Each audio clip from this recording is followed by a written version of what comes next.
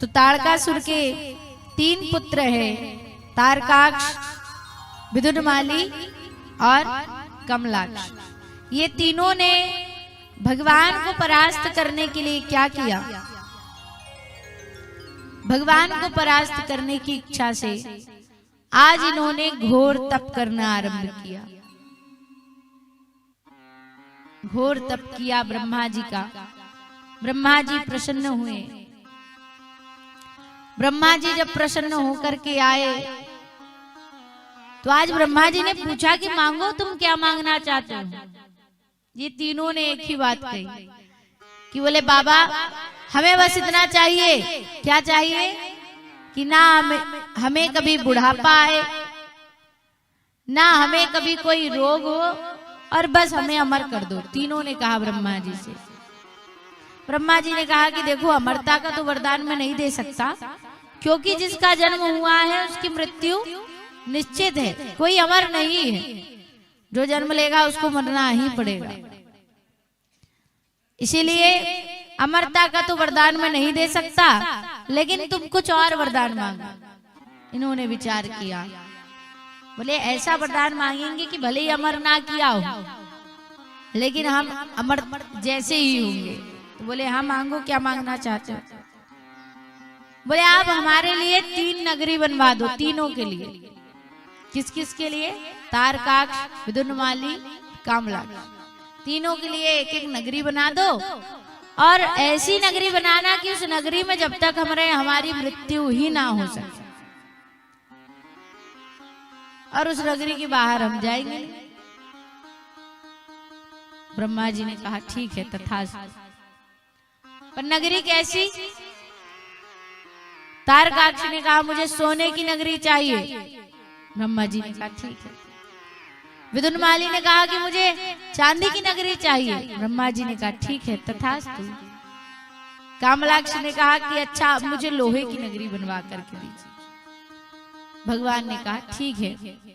विश्वकर्मा जी को आदेश किया। विश्वकर्मा जी ने जाकर के नगरी बनाई। अब तक भक्त है और तीनों को उनका स्थान दे दिया। तीनों नगरी में जाकर के आराम से रहने लगे। लेकिन इनकी मनसा क्या थी तप करने की? कि शिवपुत्र कार्तिकेय ने पिता का वध किया है, इसलिए हम देवताओं को परेशान करेंगे। इन्होंने किया भी वैसा है। कुछ समय के बाद इंद्र का सिंहासन छीन लिया आक्रमण करके, देवताओं का स्थान छीन लिया आक्रमण करके, और स्थान पाने के बाद में अत्याचार करना बंद कर दिया। अब सेवा करने लगे, संतों की सेवा करना, दान करना, दक्षिणा करना।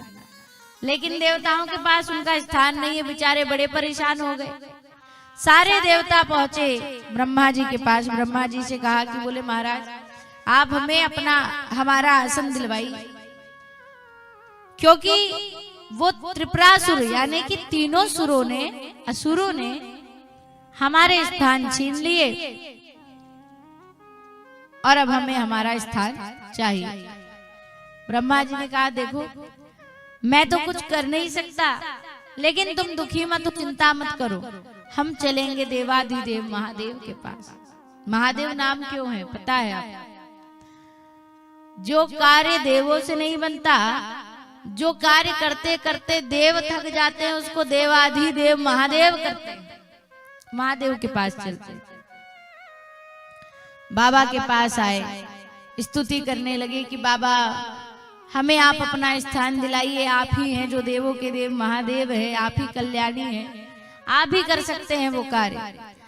अब भगवान ने आंख बंद करके देखा तो क्या देखा कि जो त्रिपुरासुर है वो तीनों भगवान की भक्ति कर रहे हैं, शिव जी की भक्ति कर रहे हैं, शिवलिंग बना रहे हैं, अभिषेक कर रहे हैं, दान पुण्य कर रहे हैं। भगवान ने कहा देखो मैं मारूं तो कैसे मारूं, वो मेरे भक्त है, और अभी तो फिलहाल कोई अधर्म का कार्य कर नहीं रहे, और जो धर्म के मार्ग पर चल रहा है उसको मारना गलत होगा, इसलिए मैं तो नहीं मार सकता।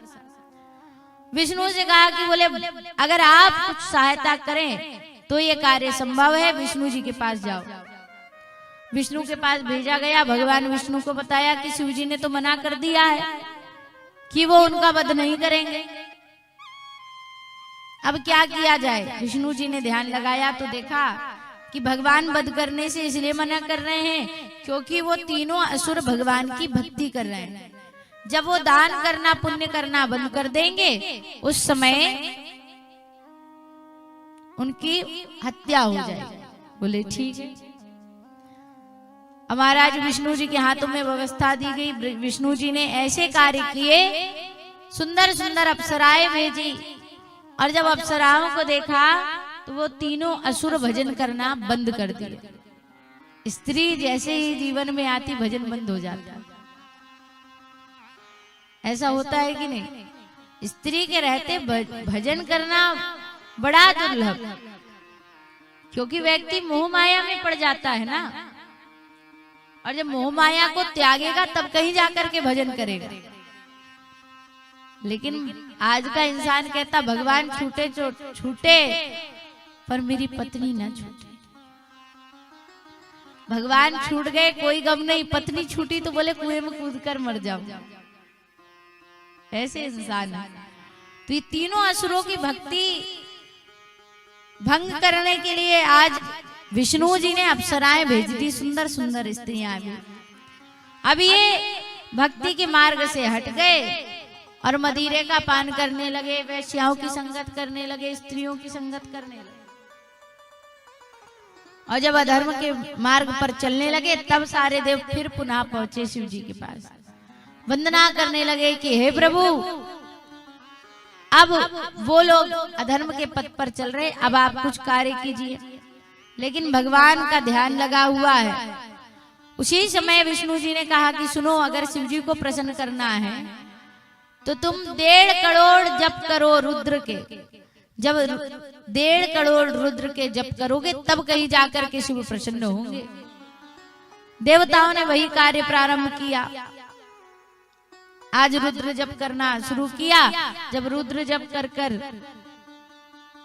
सभी वंदना करने लगे, नमामि समीशान निर्वाण रूपम, उस समय भगवान ने अपने नेत्र खोले और कहा मांगो, क्या मांगना चाहते हो देवताओं। देवताओं ने कहा, बोले महाराज, जो 3 असुर हैं वो तीनों असुर हमें सुखी नहीं रहने दे रहे, आपसे विनती है कि आप हमें अपना स्थान दिलाइए। भगवान का ठीक है, लेकिन देखो युद्ध के लिए जाने के लिए तो सेना चाहिए, रथ चाहिए, लेकिन मेरा नाम तो भोला है, मेरे पास ना कोई सेना है ना रथ है, भला मैं कैसे जा सकता हूँ। लेकिन आप कह रहे हो इसलिए एक काम करते हैं, भगवान विष्णु को कहो कि भगवान विष्णु पूरी व्यवस्था करके दे, रथ बना कर दे, अस्त्र शस्त्र बनवा करके दे, सारे कार्य विष्णु को कहा, सेना तैयार करके दे, तब हम चलेंगे युद्ध करने। भगवान विष्णु ने कहा ठीक है। बड़ी सी सेना तैयार की गई, सुंदर सा रथ तैयार किया गया, बड़ा सुंदर दिखने में रथ, कटीले नुकीले अस्त्र शस्त्र तैयार किए गए। बोले अब चलेंगे बाबा। बाबा के पास आए, बोले सेना तैयार है, शस्त्र तैयार है, रथ तैयार है, बस आपके बैठने की देरी। अब रथ में लगे हुए थे घोड़े। क्या लगे थे? घोड़े लगे हुए थे। बाबा भोलेनाथ आए और आकर के जब पहला चरण ही रथ पर रखा तो सारे घोड़े जो पशु उसमें बंधे हुए थे वो पशु, उनकी शक्ति क्षीण हो गई, क्योंकि बाबा भोलेनाथ तो बलशाली है ना। बाबा भोलेनाथ का बल सहन नहीं कर पाए और सारे घोड़े भूमि पर गिर गए। सारे देवता पुनः निराश हो गए, अब कैसे करेंगे, कैसे युद्ध होगा। बाबा ने कहा तुम सभी चिंता मत करो, एक काम करो, ये पशु मेरा भार नहीं उठा सकते, अगर तुम चाहते हो कि मैं उद्धार करूं तो तुम सब बन जाओ पशु। सारे देवताओं को कह दिया क्या बन जाओ तुम? पशु बन जाओ, और मैं तुम्हारा लीडर बन जाता हूँ, यानी कि मैं बन जाता हूँ पशुपति नाथ। और बाबा भोलेनाथ ने नंदी का स्वरूप धारण किया, सारे देवता पशु बने, सब पहुंचे युद्ध करने। पशुओं को पहुंचाया, पशुओं का शोर जैसे ही सुना, देवताओं का शोर जैसे ही सुना, तो आज अपने अपने नगरी से बाहर आ गए तीनों असुर। तीनों असुर आकर के खड़े हो गए और देवताओं के साथ युद्ध करने लगे। उसी समय नंदी बनकर के बाबा भोलेनाथ गए थे। और बाबा जब नंदी बनकर के गए थे तो 2 नुकीली सींग थी बाबा भोलेनाथ की। आज जाकर के तारकाक्ष और विदुर माली के पेट में सींग लगा करके और उनको उठा करके पटक दिया, लेकिन वो दोनों मरे नहीं अभी। उसी समय कामलाक्ष आया। कामलाक्ष पीछे से चला आया और पीछे से अपने हाथों में त्रिशूल लेकर के आया और भगवान का सर धड़ से अलग कर दिया। जहां भगवान का सर जाकर के गिरा उस भूमि को कहते हैं नेपाल, जहां पर आज भगवान पशुपतिनाथ में रूप में विराजमान है। बोलिए पशुपतिनाथ की। नंदी का सर है वहां पर, अभी पशु रूप में विराजित है वहां बाबा पशुपतिनाथ बनकर। लेकिन धड़ कहाँ गया? धड़ कहाँ गया? केदारनाथ। केदारनाथ में जाकर के उनका धड़ गिरा, जहां आज भी घी लगाया जाता है, भगवान लगाया जाता है ना। लेकिन अभी ये तीनों मारे नहीं गए, अब क्या किया जाए? तब भगवान ने सोचा कि अब इन्हें मैं पशु रूप में नहीं संहार कर सकता। तब भगवान अपने शिव स्वरूप में आए। शिव स्वरूप में आकर के आज त्रिशूल के अग्रभाग से तारकाक्ष और विदुरमाली का वध किया और पीछे वाले भाग से कामलाक्ष को उठा करके पटका। तो आज तीनों असुरों का उद्धार बाबा भोलेनाथ ने किया।